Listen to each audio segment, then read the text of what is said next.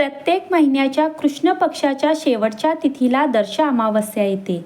दर्श याचा अर्थ दर्शन करणे, पाहणे असा होतो.